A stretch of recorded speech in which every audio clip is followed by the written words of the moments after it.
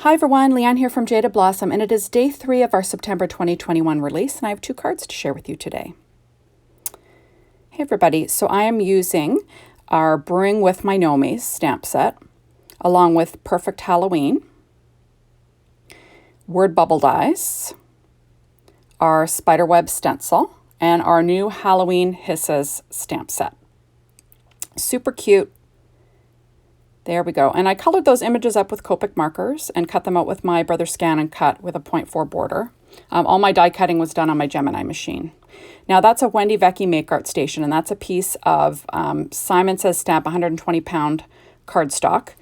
And I'm going to be doing some ink blending on it. Now that is a Tailored Expressions 6x6" blending masking stencil, and I'm going to be doing some ink blending on this card base. So it's a little larger than I need just so I can cut it down with the die. So this is Dusty Concord ink and a Tailored Expressions blending brush. And I'm just going to lightly apply this Distress Oxide ink to the center of this mask. Like just trying to define the edges more than anything.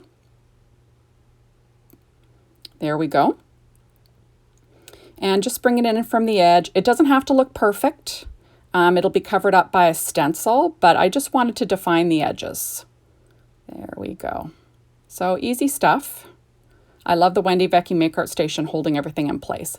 Now this is the Distress Oxide ink and Wilted Violet, and I'm pulling in our Spiderweb stencil from Jaded Blossom, and I'm going to put that over top, so we'll just be applying the stencil into the circle. And we're going to do this with more of a heavy hand. So I'm kind of making my own pattern paper background, but only in a circle. There we go. So easy stuff. I'll pull that off, and doesn't that look neat? I think it turned out pretty cool. So I'm going to set it aside to dry, and I'm going to do the exact same thing with a second piece of cardstock. And this is the same Tailored Expression masking stencil along with the Wendy Vecchi Make Art Station, pulling out Distress Oxide ink in Twisted Citron with a Tailored Expressions blending brush again. I kind of wipe it off just on that microfiber cloth. And now I'm doing the exact same thing, blending around the edges, trying to define the edges more than anything with the lighter color. And then I'm going to bring in the darker color in Distress Oxide ink and Mowed Lawn. And I'm going to apply that same stencil. I did wipe it off. There we go, because you don't want to, put some purple in there. You'd make some mud. So now I am adding the darker color. And like I said, a heavier hand, just to make my little pattern paper circle basically on that background. There we go. And I do set this paper off to dry to the side for a little bit. There we go. Now since it's dried, I'm pulling out my rectangle dies and I'm cutting a rectangle around this little area. And I'm using mint tape. It's kind of like a low adhesive tape. I'm pulling out the Scalloped rectangle dies too. And I cut out a piece of 12-inch Doodlebug Orchid Dot stripe with the scallop die. There we go, which is slightly larger than the rectangle die. And I did the same with a Citrus Gingham Linen 12-inch. There we go. So there are my backgrounds. Now I have 2 cards that I'll be making. I'm just sort of smoothing out my stitching there using my Teflon bone folder. They're great for a lot of things. There we go. So now I'm going to be quickly making my cards. So this is Paper Tray ink, black, true black cardstock, cut at 5.5 inches wide by 8.5 inches, 8.5 inches long, and I scored it at 4.25 inches. So we have an A2 size horizontal card. Doing the exact same thing to this one. Martha Stewart scoreboard, sorry guys, and Teflon bone folder. So there we are. Just scoring that. I'm working on my Stampin' Up pad again. There was a lot of reflection on my Ranger glass mat. I got to work that out still. Now I'm using my Halloween banner dies and Halloween dies. And I cut out some bats out of that same color of black, and I'll bring that in a minute. So I'm using my ATG gun to apply tape to the back of this scalloped purple piece, and I'll apply that to the center of the front of the card. Just trying to get things lined up straight. I'm a little challenged at that these days, so it takes me a bit. And I had a couple hangers on there, so I'm using a nail sponge just to sand it off.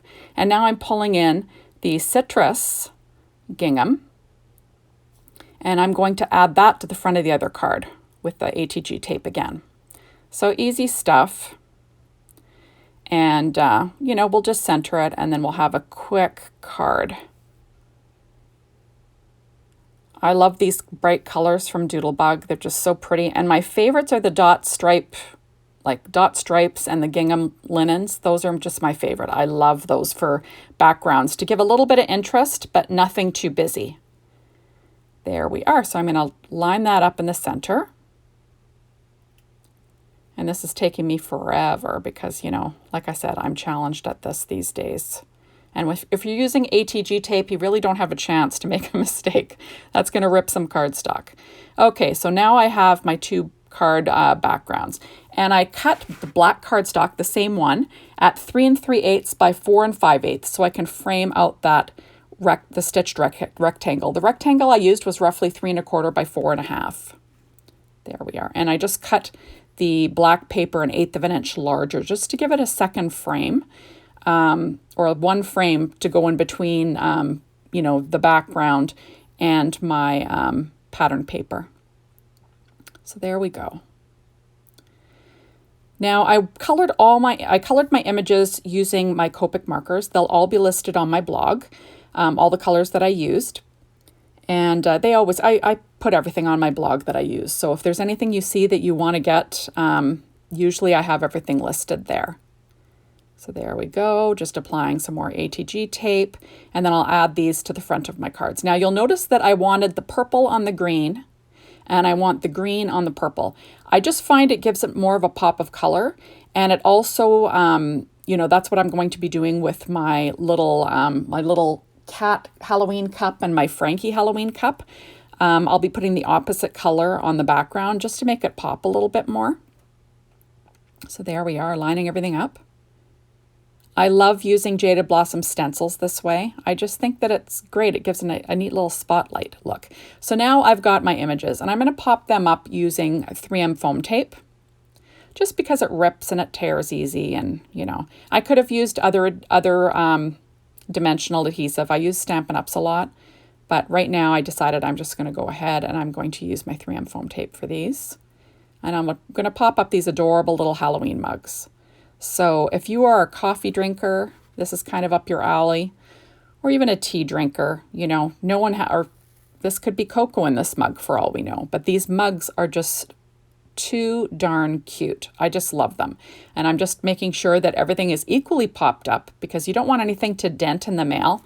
I like things all level when I'm popping things up. People always say I use too much, too much foam adhesive, but I think you can never use enough because you want it to be really level.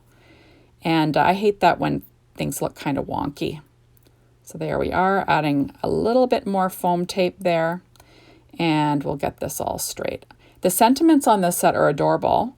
I'm using the Halloween hisses for the cat. And then I'll be using Let's Be Frank, Coffee is the Best for the little Frankie mug.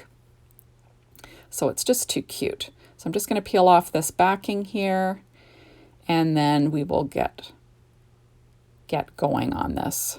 And I'm clumsy today. Okay, so now I'm going to add that to the front of my card. And I kind of want it off to the side. Now my sentiments were stamped onto Nina Solar White cardstock. I always color on Nina Solar White 80 pound, and the sentiment is on the same one. It's just what I do. There we go. So now I'm going to pop up the sentiment, and you notice that I cut them out using our word bubble dies. I just find that super easy to do, so I do it a lot. There we go. You'll notice there's a few highlights on my mugs, and I do use a Secura white Jelly Roll pen and a number 10 to do those. And there we are. So I'm going to add this to my little mug so I have a sentiment. And I'll pull out my art glitter glue just so I can glue down the little part that's going to stick on top of the cat mug there. Just trying to get things straight using my EK Success reverse tweezers. And there we go. So that's basically the card. I will zhuzh it up a little bit a little later with some bats, but that's the idea anyway. So now I am going to pull off all my backing foam off of this little Frankie. This is so cute. I had such a good time coloring these, and I don't even like to color. FYI, this is kind of like, I got into coloring kind of against my will. It wasn't what I really wanted to do. And now I like the outcome, but I really don't enjoy the coloring. I find that I sweat the whole time.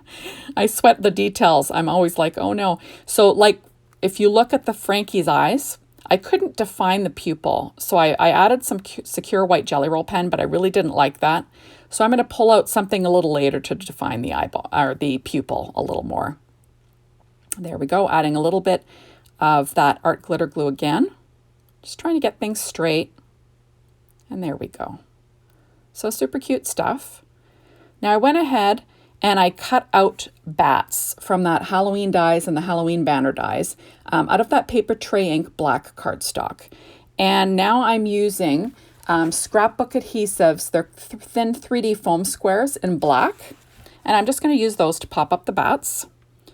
And I do have to cut them in half using my EK Success scissors for the skinny bats. But for the big bat, I was able to fit 3 little squares of foam adhesive behind it.